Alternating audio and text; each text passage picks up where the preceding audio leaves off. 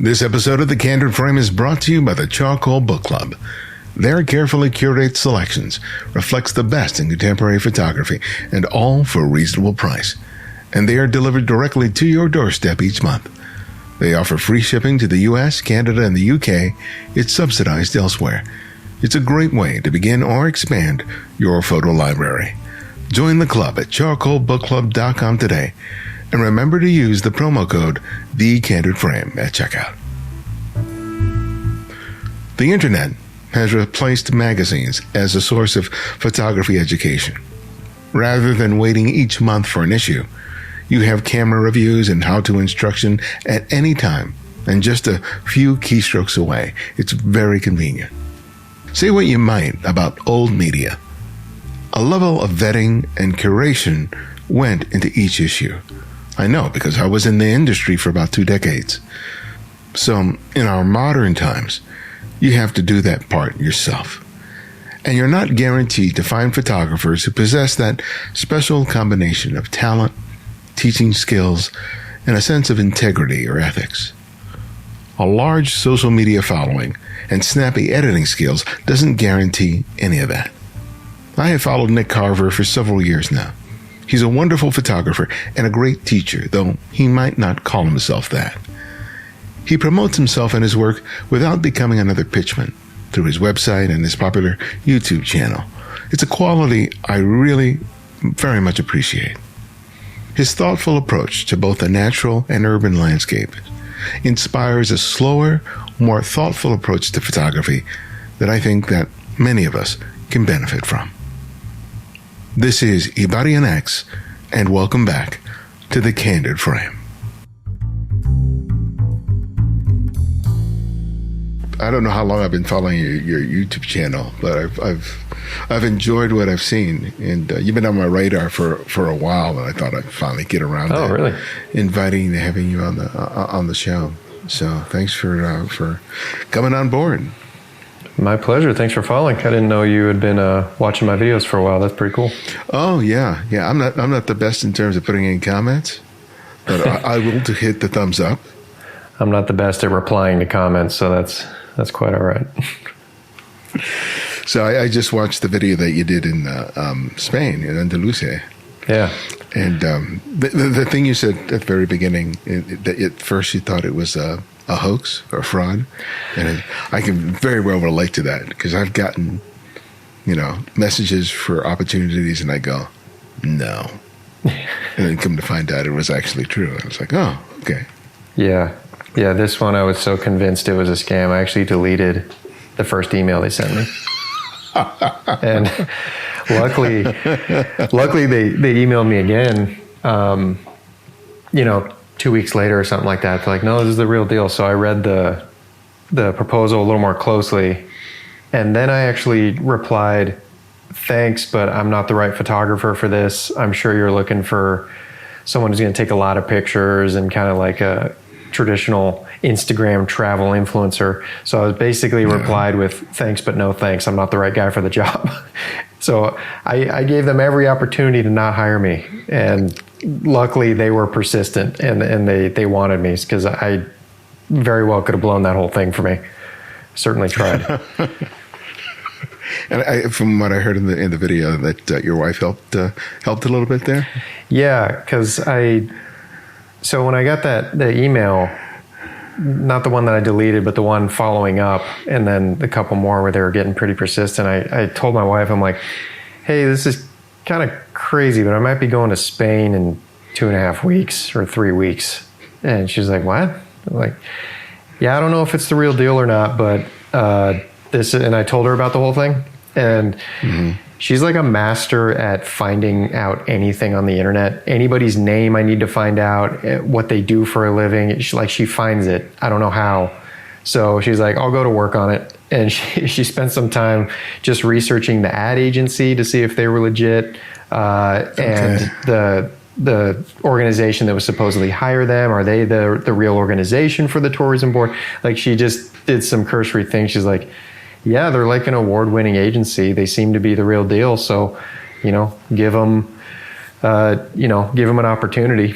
And then she told me, don't talk yourself out of a job. They seem to want to hire you, so let them hire you. Yeah. Good for you. Good for you. Yeah. Have a spouse like that rather than one who just wants to get rid of you. At least she wanted to come with me more than anything, but didn't work out on this trip. Yeah, as I said, I've been following your work, and I like your content. I love your sense of humor. It's a very rare thing that when I'm watching a photo YouTube channel where I'm laughing out loud. That's part of my enjoyment of you. I try to not take any of it too seriously. I think, especially in the photography world, there's a lot of kind of over seriousness about the importance of photos and photography and photographers and everything. So trying to not fall into that. Yeah, there's far too much earnestness. Yeah, it's just pictures. Perfect word for it. Yeah.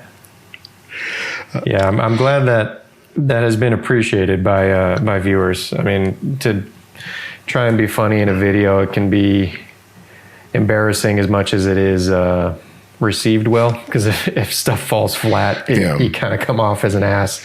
So it's always a little.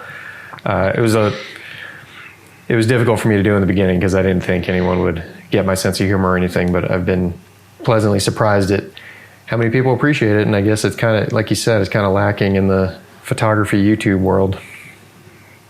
Yeah, because as I've learned on doing this show, it's so much being comfortable with yourself is a real key to that, because as soon as someone puts out a persona, I'm out.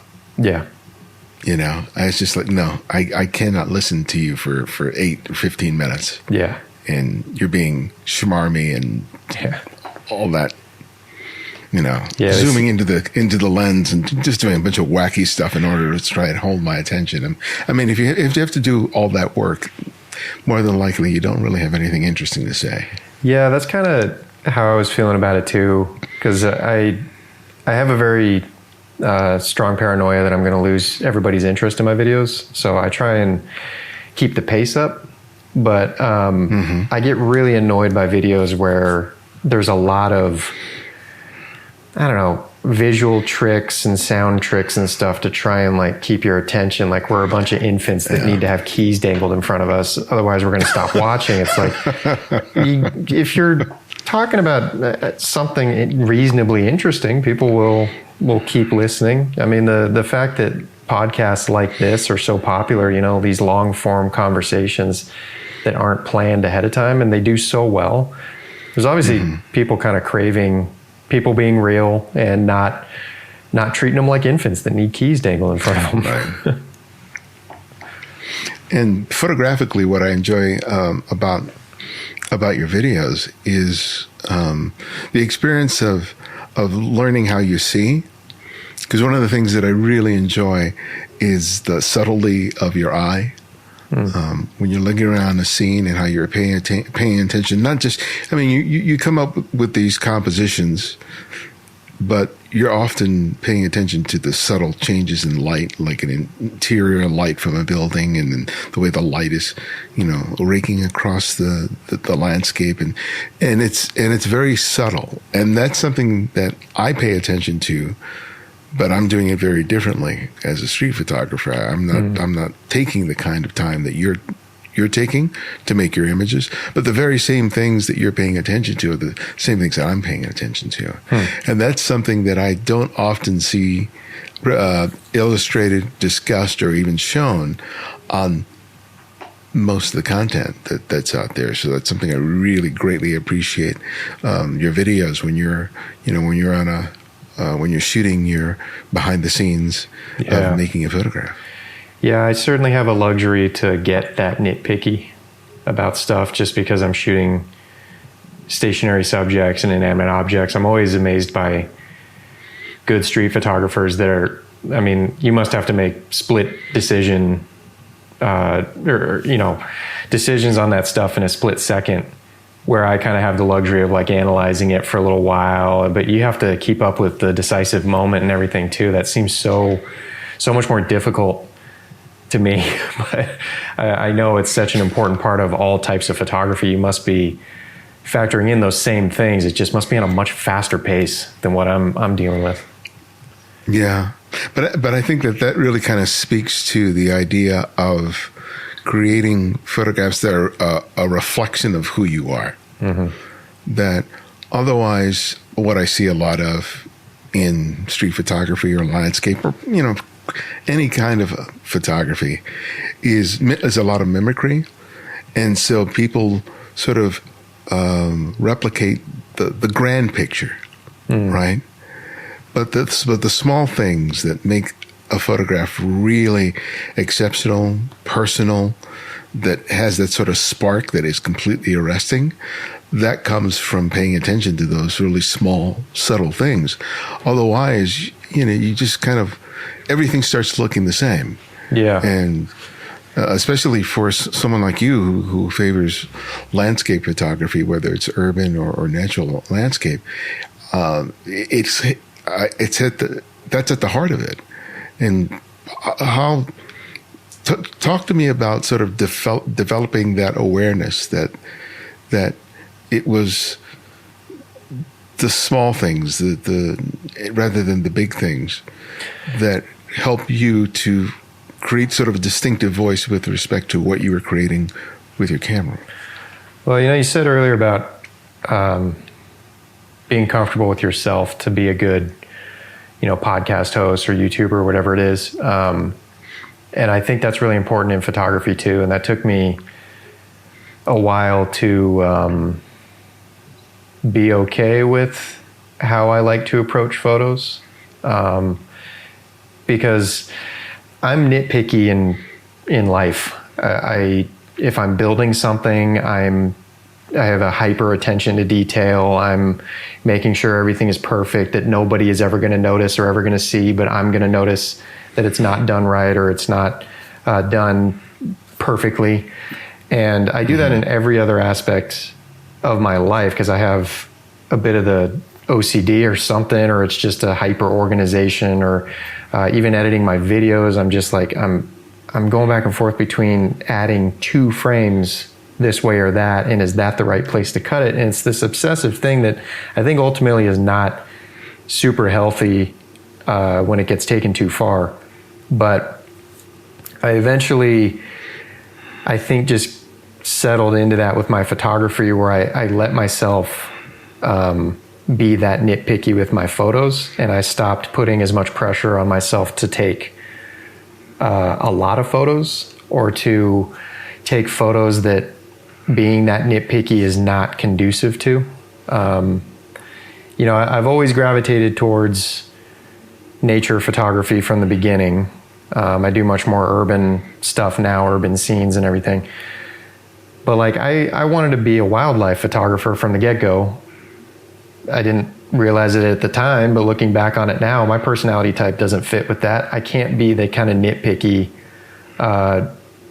obsessive composition guy that I am with wildlife photography. Stuff moves too fast. It's a different approach. You have to take more photos than I like to take. This is a long-winded way to say there's types of photography that I was trying to pursue that were not a good match for how I am personality-wise.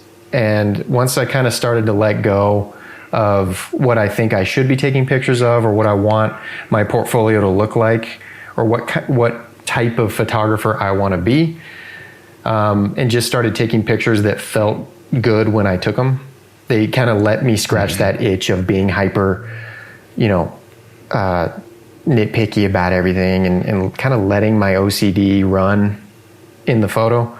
I started creating much better photos because it was what I'm good at. And that's where photographing buildings really came in, because there's so many ways to get that nitpicky when photographing a building or an urban scene that you kind of can't. There's limitations to it in a lot of other types of photography, like whether the subject is too fleeting so you don't have the time to get that nitpicky, or it's a landscape where there's only so many different ways you can get nitpicky about it, because, you know, a lot of scenes, there's an obvious best angle on it, and you're not dealing with multiple planes and multiple lines and perspective distortion quite as much. So photographing city scenes and buildings and stuff has really allowed me to be the nitpicky photographer that I want to be. And I've started creating the work I like the most as a result of that. You know, that moment of recognition to discover that the way that you think you should be working isn't working, and then you have to move to a method and approach that works for you. That's a difficult thing for a lot of people to do, because I think part of the resistance to doing that is that you're beginning by emulating somebody else, not just what their photograph looks like, but their approaches. And then when you start finding what works for you, oftentimes you're not seeing that reflected as abundantly or as obviously. And so it's a time that you really question, oh, am I doing it right? Is this the right path to go down? Because everything else has been proven to me, and even though I know it doesn't work for me, everybody else is doing it that way. Yeah. So am I making a mistake? Yeah. So what sort of helped you to sort of make that leap, make that transition so that you could really become who you wanted to be as a photographer? The biggest thing was not looking at other people's photos, which I bring this up often, and I hate to bring it up because I really do. I don't like to promote this in the photography community because I don't think it's the best approach for everybody. But for me, I found that not viewing other people's work was the best medicine for that. And I'm pretty disciplined about that now. But what's funny is that I still battle exactly what you were talking about, of like trying to, you end up emulating other photographers and thinking this is how you should do it, and start questioning everything you're doing about your process. This happened a week and a half ago. I met with a photographer, much older guy, and he's been shooting forever, way more experienced than me. Really nice guy. And he wanted to share some of his pictures with me. So I was looking through his portfolio, and like every picture that went by, I was getting a deeper and deeper sinking feeling of like, his work's so damn good. And like, it's everything I want my work to be. But the way he's getting these pictures is a completely different approach. It literally would not work with how I like to take pictures. But I still spun out for like 3 or 4 days. I was just questioning everything. I started looking at different cameras to buy that's going to make it easier for me to take pictures the way he takes pictures. Like just a complete death spiral. And I've gone through enough of those death spirals now to know that it's a death spiral, and I just need to wait out the storm, because I'll come out the other side confident about my process again. But in the moment, it really sucks because I start questioning everything. Like, why am I doing large format? It's so slow. I can't take as many pictures as I want. Why am I shooting film? Who cares? It's getting scanned anyway. I start like going through all these things and getting to this point where I'm just doubting everything about my process. And I'm, 24 years into this. I feel like any other time over the past 5 to 10 years, I'm pretty confident about my process now. I know what works for me. I know what's going to let me be nitpicky with my compositions. I know the right tools for me now. But all it takes is seeing someone else's work that I think is so much freaking better than mine, and especially if it's in a similar vein of what I like to shoot. Like this guy's pictures were a lot of dusk building photos, which I love doing. And he had a very different look to it. His higher contrast and the shadows were darker and all this kind of stuff. But even this late in the game, that still spins me out. So I have to do my best to not look at other people's work, because I never know when I'm going to come across someone's work who puts me in that death spiral. So yeah, I kind of go through that when I'm teaching or I'm going through someone's portfolio. And it's exceptional work, and I ask them, how long have you been shooting? They go, 2 years. I At that point, I want to strangle them and then shoot myself. Yeah.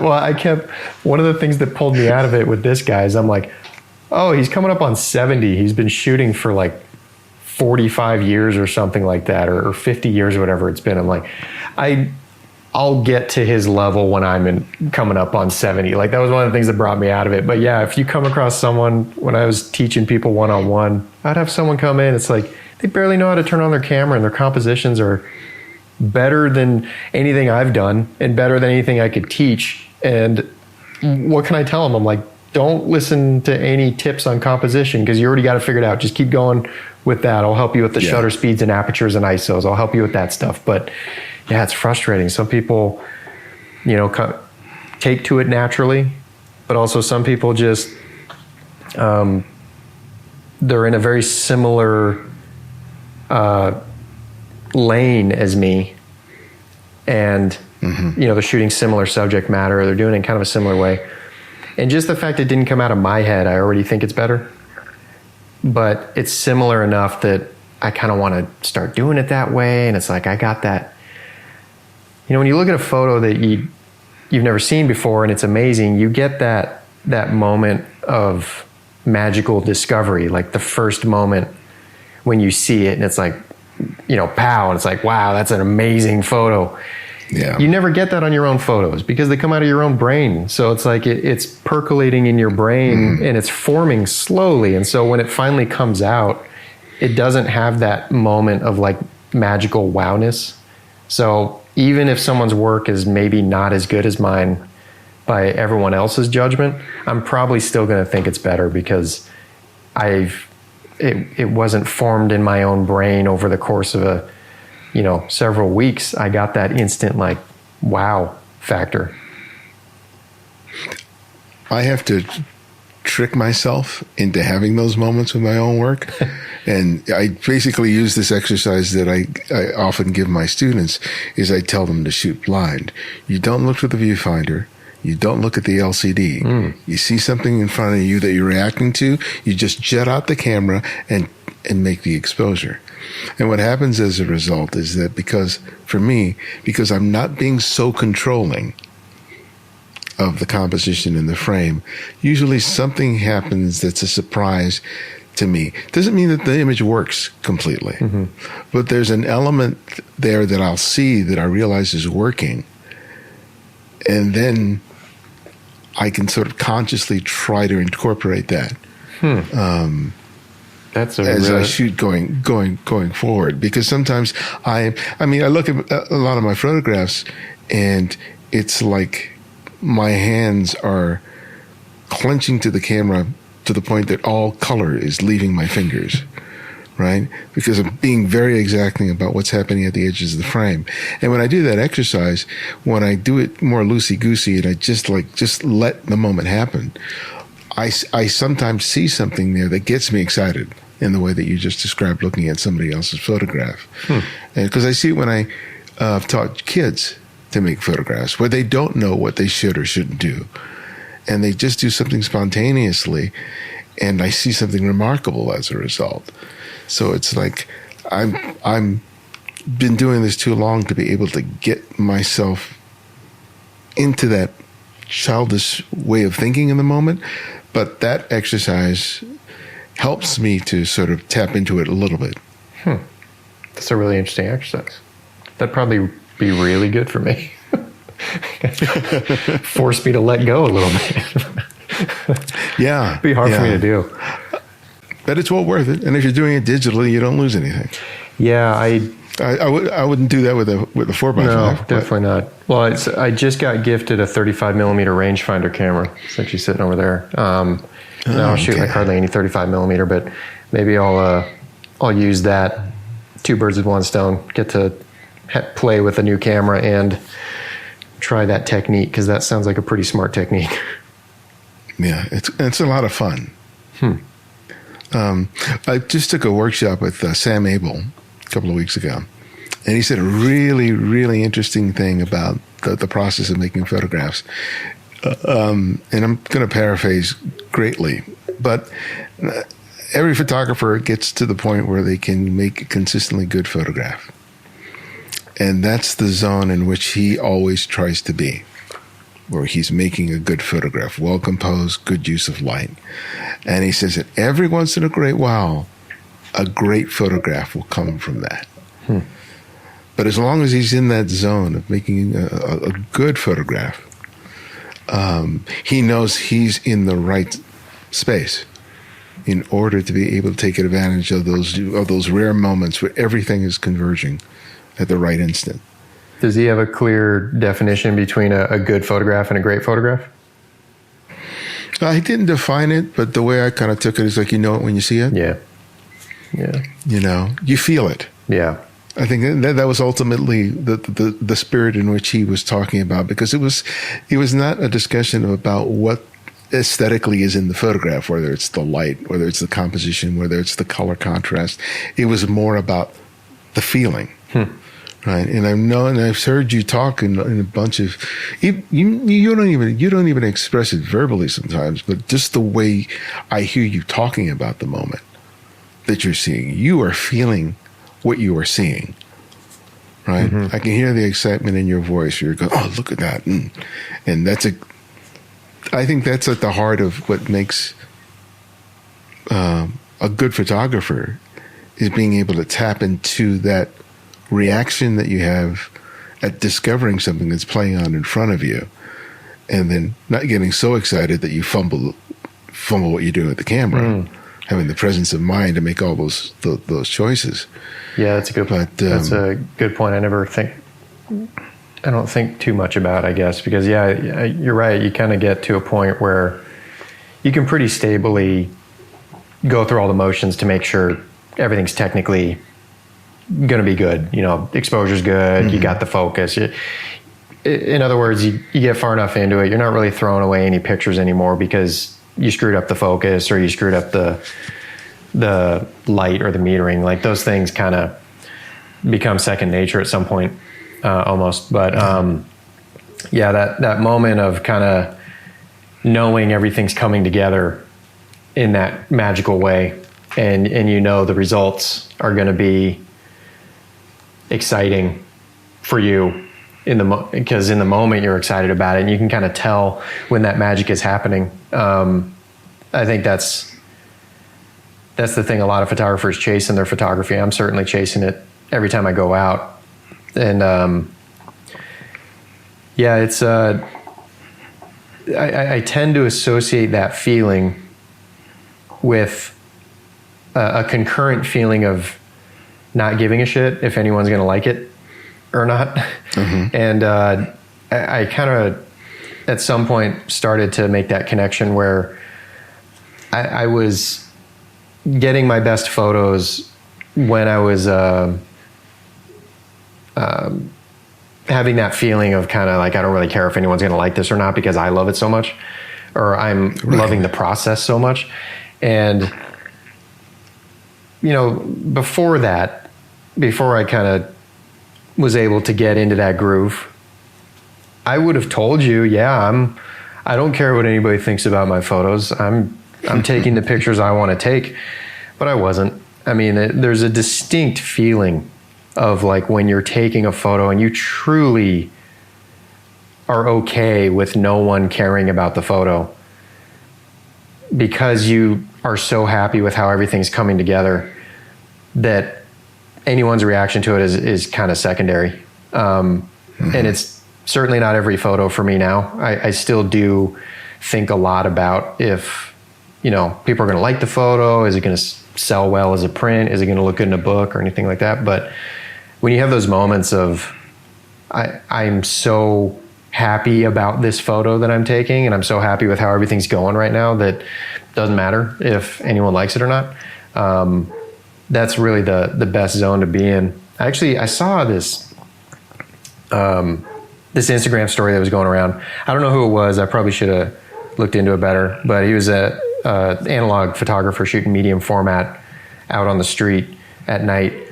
And he was like, he had a big smile on his face, and he was talking about, you know, people always ask me why I never show the results, because apparently he never shows the picture he took. He just shares a video of him going out and taking pictures. And he was just going on about like, when are you guys going to understand it's not about the picture. It's not about the results. Look at how much fun I'm having out taking pictures right now.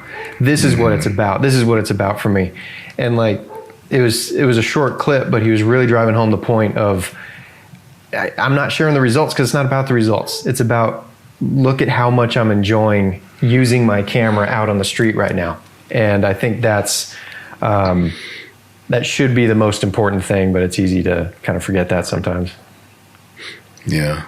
Because there's a freedom that comes with letting go of the outcome. Yeah. And I think it's just the nature of our culture, that it's always about the end result is all that matters, you know. And the journey, if you can get there with a shortcut, you know, that's great, you know. But it loses sight of what the experience is. Because for me, when I'll go out there, my only goal anytime I go out and shoot is to make one picture that's unlike a picture that I would have made the day before. It doesn't necessarily have to have worked to be marvelous, but I see something in there, I go, ooh, that's interesting. I'll need to explore that more. Because if all I did was go out and made the same images that I've made in the past, that to me is just like, yeah, you know, I enjoy it, but that's the goal. And even if I don't come with a photograph that I think is exceptional, that's okay, because the pleasure, like you said, it's being out there, being in the moment, experiencing those moments of discovery and going, ooh, ooh, ooh. You know, you get so excited and you're doing everything you can to create an interesting composition of what's being presented to you. It's like it's a gift. Yeah. You know, and it's the appreciation of the gift is not the photograph. It's me being in the moment. Yeah. Yeah. That's it's kind of almost the whole point of doing it when you get right down to it. Because I mean, you kind of look at what the opposite of that would be, which is just like data entry or something. Like you're doing the same thing over and over and over again, and there's no creativity involved with it. And it's like the end result is all that matters in that instance, because you're just trying to get this data into that spreadsheet or whatever it is. And the process just sucks. It's a grind and it's boring, and you got to find ways to not fall asleep when you're doing it. But photography, it shouldn't be all about the end result, because the process is so rad. I mean, for lack of a better term, it's just, it's such a pleasure to take photos, and no process is identical. No 2 times you go out and take pictures is identical. It's like the opposite of data entry. You're going out there and you have the world at your fingertips to do anything you want, and you have to be paying attention, and it's stimulating and it's creative and it's fun. So yeah, as I'm talking about it now, it seems almost stupid to let the end result taint that in any way, because it's kind of like you have this beautiful, amazing process that's filling your time right now that you could be doing any other boring ass thing that we do the rest of the day. You could be watching Netflix zoned out right now. You could be doing data entry. You could be, you know, cleaning the bathroom, but you're out doing this amazing, fun thing. And you're caught up in, is the picture going to be received well by everyone that I show it to? Like, it's such a sad thing to have it tainted with that. But in, you know, the modern world of likes and everything, it's really hard to not let that taint things sometimes. At least it is for me. I was talking to a gentleman who owns a digital lab for printing, and he was telling me the reality of all these, a good number of young people who are shooting film. They'll take their film to the lab, they'll get a scan, but they'll never pick up their negatives. Yeah. So they're just working from these low-res scans that they're putting up on social, and this film, the lab just ends up having to throw it away because they can't keep it. And I just yeah. When a lab just shook my head, and it was just like my local lab told me the same thing. It hadn't even occurred to me that you wouldn't want your negatives back. And they're like, yeah, we This whole box we're shredding today. It's like, what? Like, you don't want to hold on to this tangible thing that you, like, I don't know. I feel like I have a connection to my film. Once I, like this Spain trip I went to, like, I ushered it all the way to Spain. I took pictures on it. I ushered it all the way home. I loaded it into the camera myself. I almost have like an emotional connection to the film itself. But yeah, it's funny. Modern workflows are a lot more varied than I realized.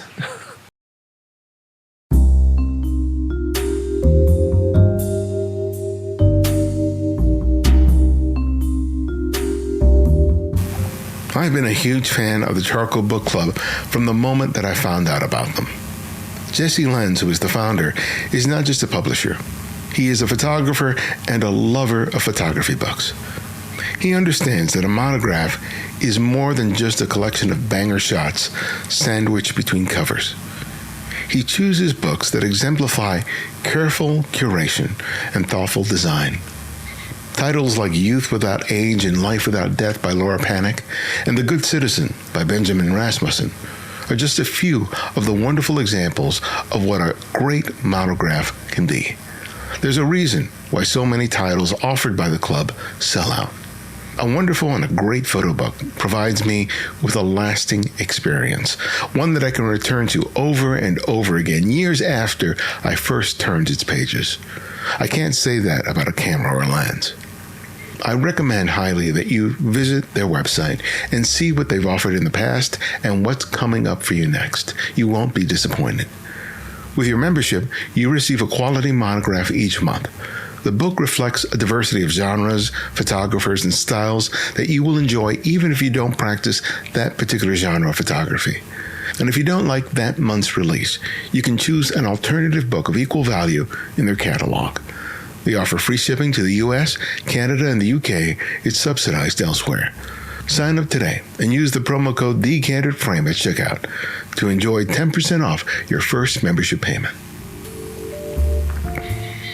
And thank you for supporting The Candid Frame after all these years and over 600 episodes. A lot of time and effort goes into producing these shows, and your financial contributions helped us to pay all the necessary bills to make that happen. I hope that we've played a small role in your photographic journey, and if it has in any significant way, please make the choice to become a Patreon supporter today. You can contribute $5, $10, $20 or more a month by visiting patreon.com/TheCandidFrame. Again, it's patreon.com/TheCandidFrame. Thanks.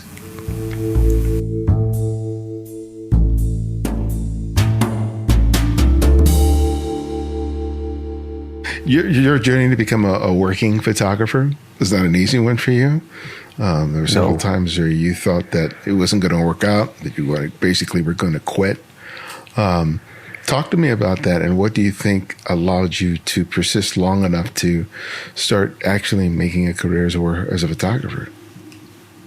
Yeah, it was neither easy nor cheap pursuing it. But in high school, when you start kind of having to figure out colleges and stuff like that, I don't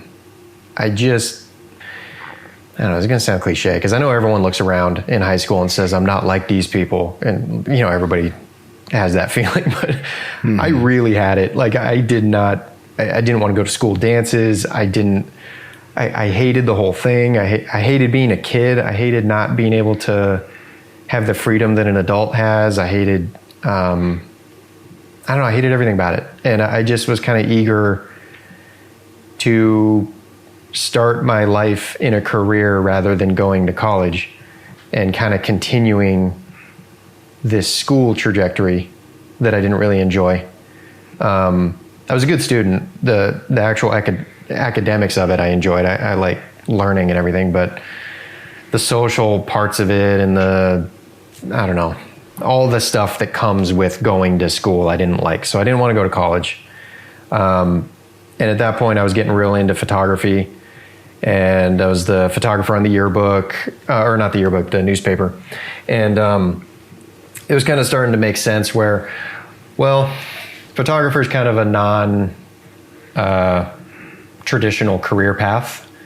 I feel pretty non-traditional because I don't want to go get a degree in something that I don't really have any interest in. So maybe I'll pursue photography. So I graduated high school and just started working a regular job to save up money to basically go out and become a professional photographer. And I had no idea how to do that. So I ended up burning through everything I saved up. I ended up going pretty heavily into debt.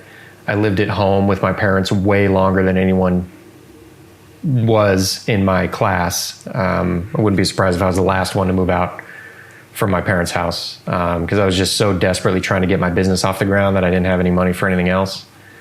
And yeah, just learned everything on how to run a business by doing it the wrong way first, and then eventually kind of fell into it. Teaching kind of saved me from throwing in the towel, I will say that, because I was trying to become like a commercial photographer, but I didn't want to shoot weddings or people or portraits or anything like that. And I didn't really know any other way I could make money as a professional photographer that would actually be conducive to how I like to take pictures. So I started teaching people just how to use their cameras, and, retirees and stuff that got a new DSLR and they want to take pictures of their grandkids and they barely know how to turn it on. So I'm teaching them how to control the autofocus and a lot of mundane stuff like that. But it got enough money in the door that I didn't have to throw in the towel. And eventually that got big enough to where it was actually a full-fledged business, and I had to get my own classroom. So I got my own classroom, and it just kind of grew on its own because there was a really high demand for that at the time. This was probably in 2000, I'd say between like 2009 and 2018, like that stretch. Digital cameras were really coming in strong, and a lot of people were getting cameras they had no business getting because they were way above their pay grade. And like, so there was just a lot of complex cameras out there, and a lot of people that got one for Christmas and realized it's way more complex than they thought. So that kept me busy for quite a long time. But eventually I got a little burned out on teaching because I was going a little too hard on it, not giving my own photography enough attention. So I wanted to try and kind of pivot, not completely out of teaching, but just a little bit away from it.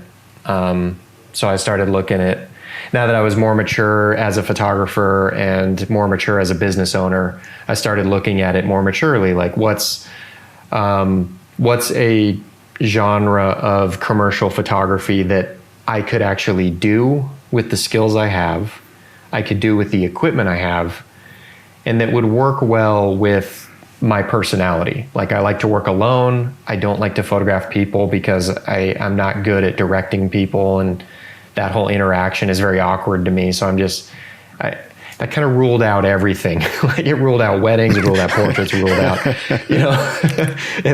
it ruled out so many things, and kind of all that was left was photographing buildings. So I kind of started asking around through connections at my local photography lab and photography store. I'd been going there so long, I knew everybody there, and kind of started putting my feelers out. Are there any architectural or real estate photographers out there that would let me tag along to see if it's something that's going to work for me? And luckily there was someone looking for someone to come on and take on some of the extra work, and I've been working with him ever since. So now my business is kind of half photographing buildings and half everything else: YouTube, teaching, selling prints and zines and all that. So tell me about the photographs that you're taking for these architectural buildings, offices, whatever they are. Could you be a little more specific in terms of what kind of work? Because there's a bunch of subgenres in that, and how are the images used? So I like to call myself an architectural photographer because I hate calling myself a real estate photographer. So that's ultimately what I am. I'm a real estate photographer, but Not to denigrate any real estate photographers, but a lot of the residential real estate photography has gotten so shitty over the years, and I hate to lump myself in with a lot of the residential real estate photography I see. But I do commercial real estate, so it's all office buildings, industrial buildings, and retail centers. A lot more industrial buildings these days since COVID hit, because everything's turning into distribution centers, and office buildings are not occupied anymore. So that whole market's gotten really weird. So new industrial buildings, the oldest shitty industrial buildings you can imagine. Sorry for cussing. Is it okay to cuss on the podcast here? Okay. So I shoot such a wide gamut. I'll shoot some really high-end, awesome Class A office building one day, and then the next day I'm shooting an industrial building that needs to be bulldozed or leveled because it's just an eyesore and it's probably riddled with cockroaches and rats. So I run a really wide gamut, and then these pictures are used to sell the building. So it's kind of a weird line of work to be in, because I get hired by the real estate agency, but the owner of these buildings don't want anyone to know that the building is for sale. I'm still kind of unclear why. I think tenants can kind of freak out if the building's going to be put up for sale.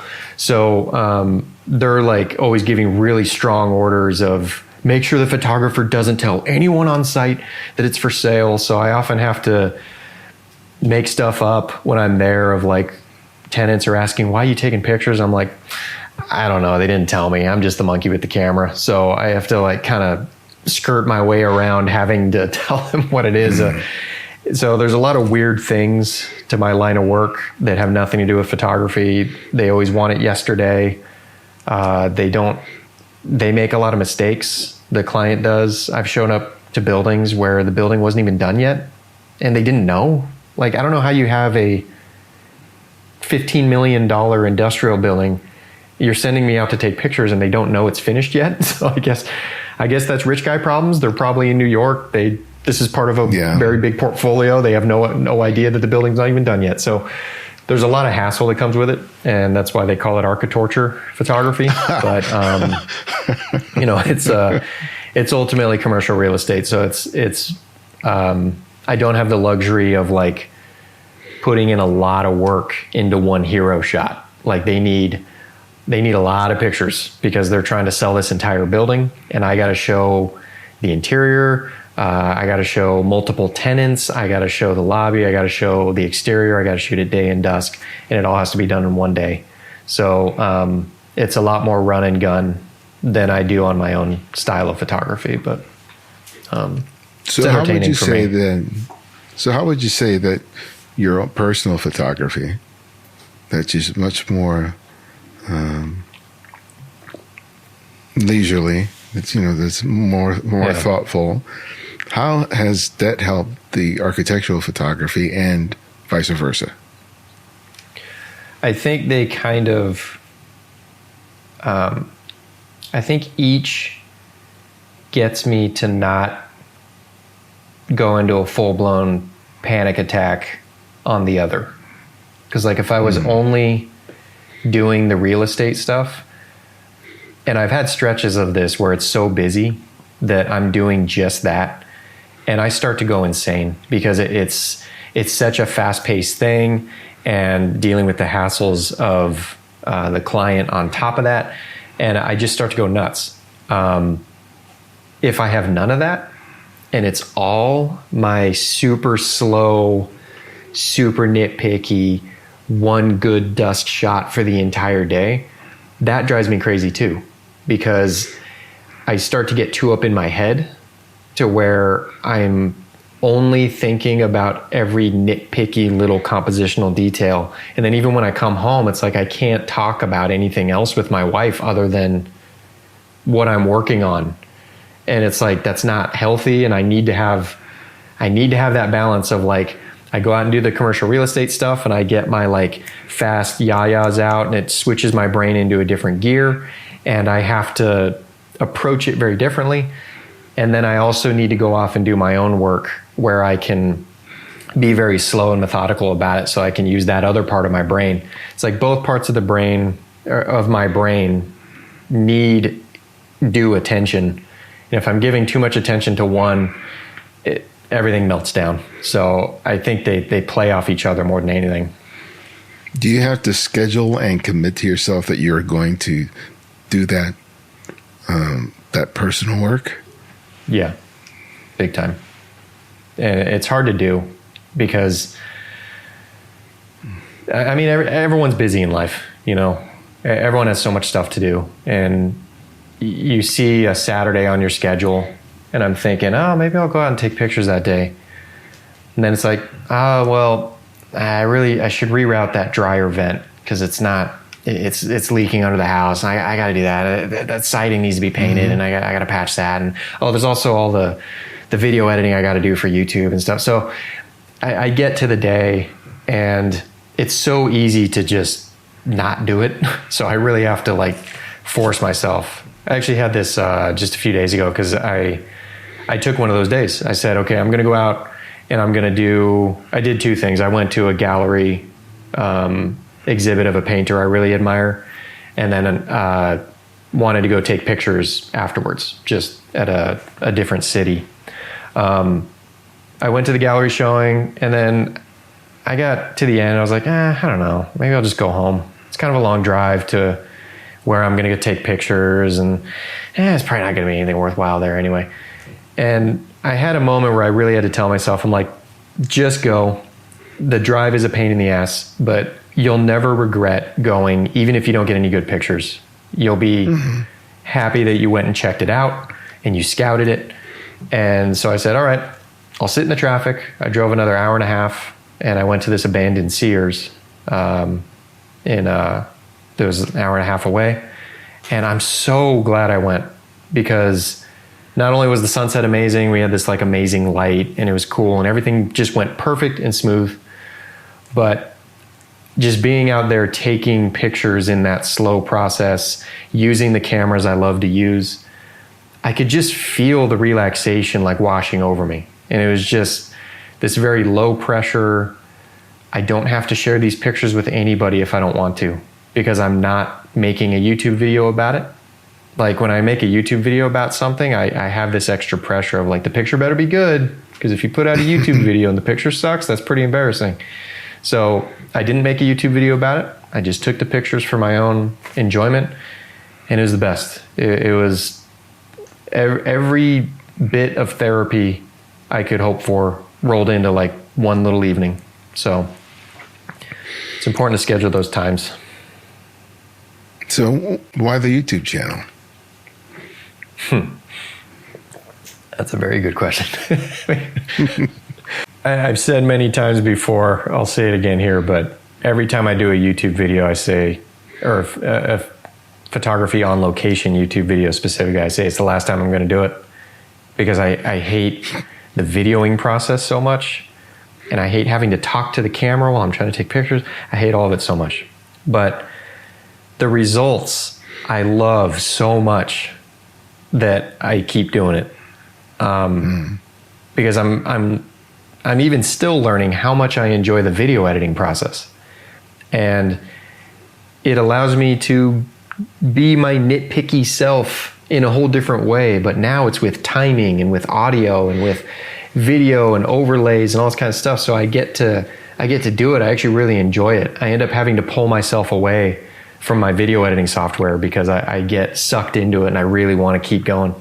So I really enjoy the process of making the videos. I really enjoy the end result.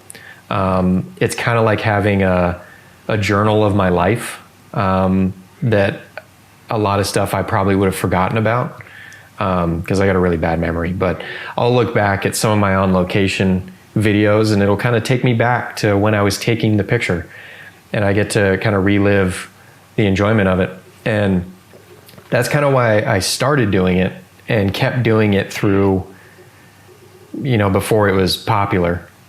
Now that it's popular, it's nearly impossible to walk away from, because it leads to such amazing opportunities. I honestly can't believe how lucky I am to have this YouTube thing in my life, because it's led to this Spain trip, which was the most incredible trip of my life. Absolute dream job. And that definitely would not have happened without this YouTube channel. But also I can take a picture and people actually see it. You know, it's like one of the most discouraging things about being a photographer in the beginning is like, you take a photo and you love it and you're so proud of it, and it's just impossible to get enough people to even look at it, let alone like it. But you can't get anyone to even see your work because you don't have any connections. So the fact I can like take a picture and I can make a cute little video about it, and I know 15,000 people, 20,000 people, whatever it's going to be, will at least see the photo, whether they like it or not. It's such an incredible reward that I don't think I could give it up. I can't believe how lucky I am. Are those the people that are spurring you the print sales, or is this coming from elsewhere? Yeah, I mean, my print sales are entirely because of my YouTube channel. And I'm the first to admit that the only reason anyone knows my work is because of the videos. It's not because of the work. And that can be upsetting sometimes, to be honest. Because if I start to dwell on it too much, like, well, am I really a photographer, or am I an entertainer? Because I didn't set out to be an entertainer. I don't want to be an entertainer. I want to be a photographer. I want to be a respected photographer. That's always been my dream. And if people are like, oh yeah, the pictures are good, but the videos, I love the videos, like that, it's a compliment, but it's also kind of like, well, can you get a little more emotional about the pictures first, like make me feel good about those, and then you can compliment me on the videos, and then I'll feel a little better. But either way, if I'm in a good state of mind, I'm okay with it, because I love making videos. I love the connection I have with people, and sharing my knowledge on the videos and stuff. That's all great stuff too, even if the videos are more important to people than the photos. Yeah, I completely understand the feeling that you just shared about it. But to my thinking, this is a whole new way of photographers getting themselves in the work out there. It's just like a natural evolution. I think that the democratization of being able to get your work out there is a good thing, because I have no doubt that Ansel Adams would have a YouTube channel and and a website, and doing all that stuff, getting his work out there. And though it may not be the quote unquote traditional way of doing it, the fact is traditional ways had a lot of gatekeepers, and a lot of obstacles, and that a lot of people who are making exceptional work are finding the audiences without having to go through those people. And they're finding the people who appreciate and want the work. So even though it may not be, what we have traditionally conceived as the proper method to become a professional photographer, I don't think it should diminish the work, or the work that you put in, nor the work that you produce. Yeah, that's a very, very good points. I have thought about that too, where I think just the description, like the one paragraph description of what a professional working photographer is very different now from what it was when I started. And I still kind of get stuck in the old definition, which, the old definition, it's like, oh, if you're a working professional photographer, you're shooting for National Geographic, or you're lining up clients, multiple clients a week to shoot their products or to shoot their buildings or whatever. But technology has changed everything so much to where there's not that many jobs like that anymore, where it's photographer takes pictures for a client and then moves on to photographer takes pictures for next client and moves on. It's like almost everybody has to subsidize it in some way with teaching workshops like I did for a long time, teaching online courses like I still do, leading tours, or having a YouTube channel.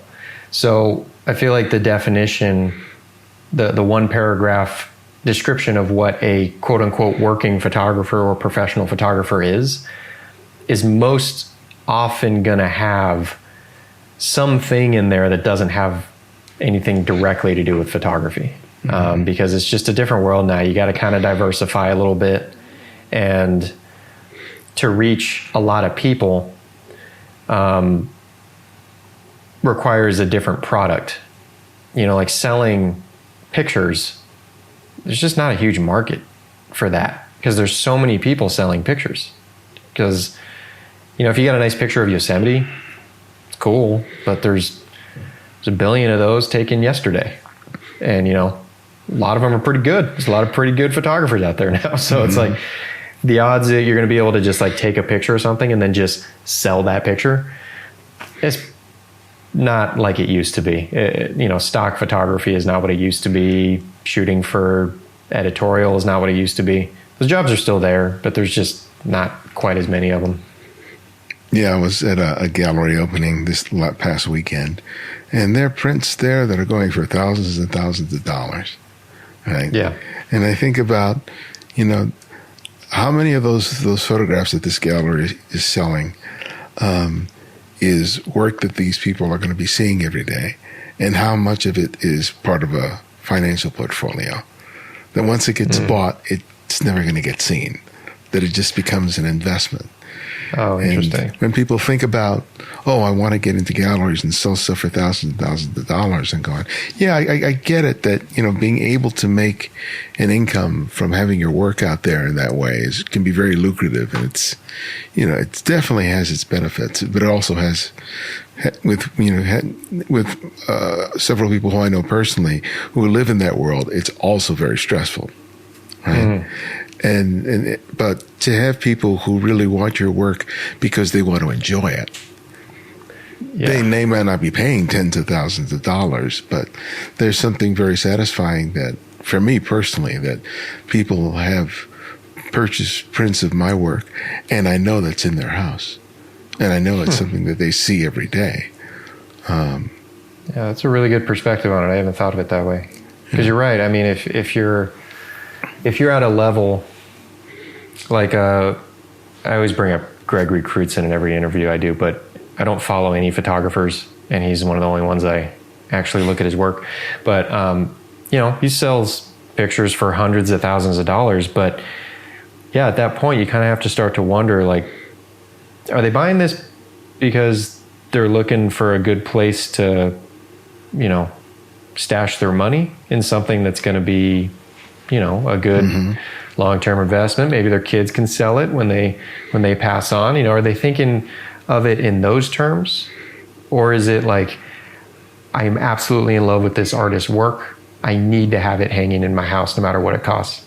And I guess it's kind of nice when you're at a level like I'm at. I know that everyone buying my prints, although I'm not selling them for nearly those prices and I'm not selling nearly as many of them, I'm quite confident every single one that goes out the door is going to someone who really enjoys my work, or at the very least really enjoyed the video that I made about that work. And that's a pretty good feeling. So yeah, I think that's a very good perspective on it. Should probably keep that in mind more. Because the first time I sold a print, it was to a photojournalist who I knew.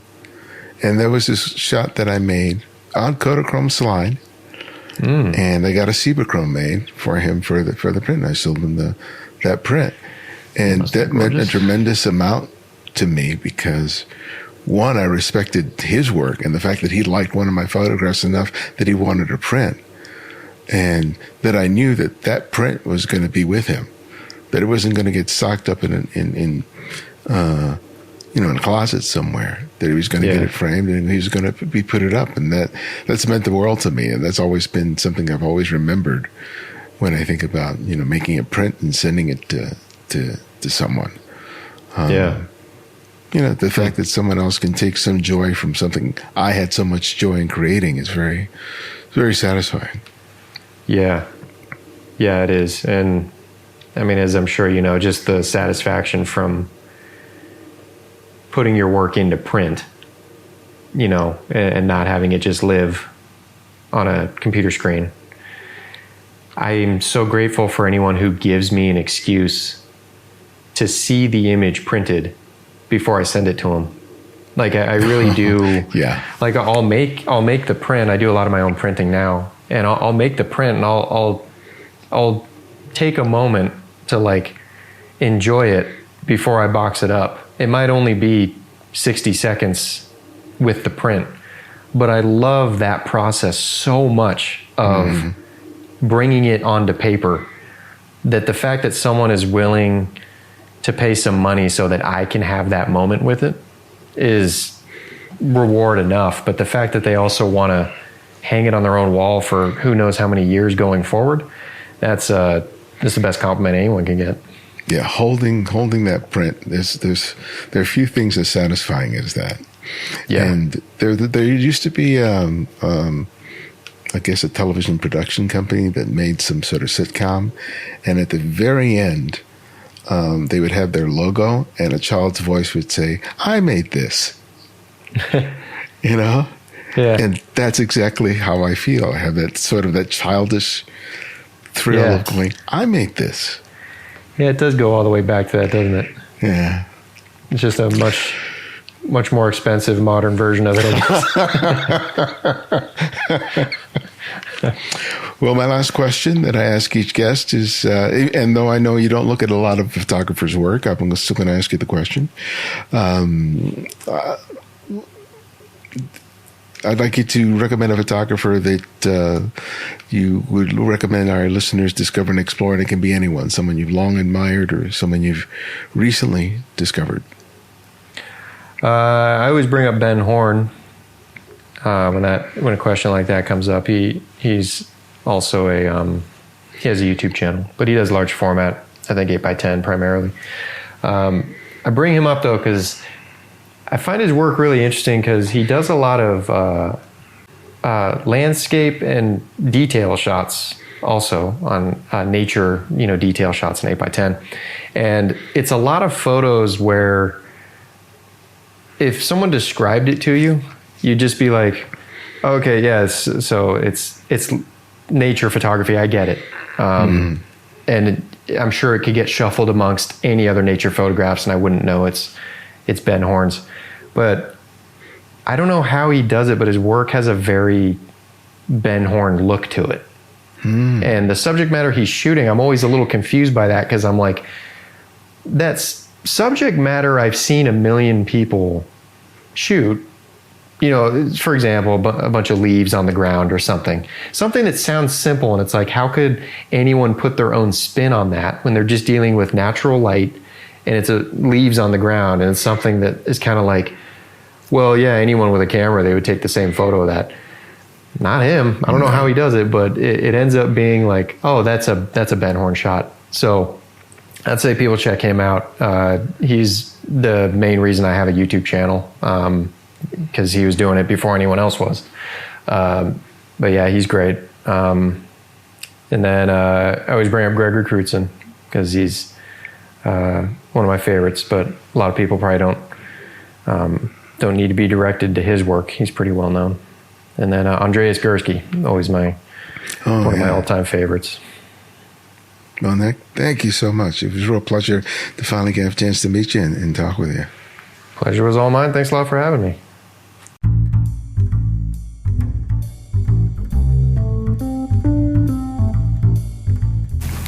Thanks to Nick for joining us. Learn more about Nick and his work by visiting nickcarverphotography.com.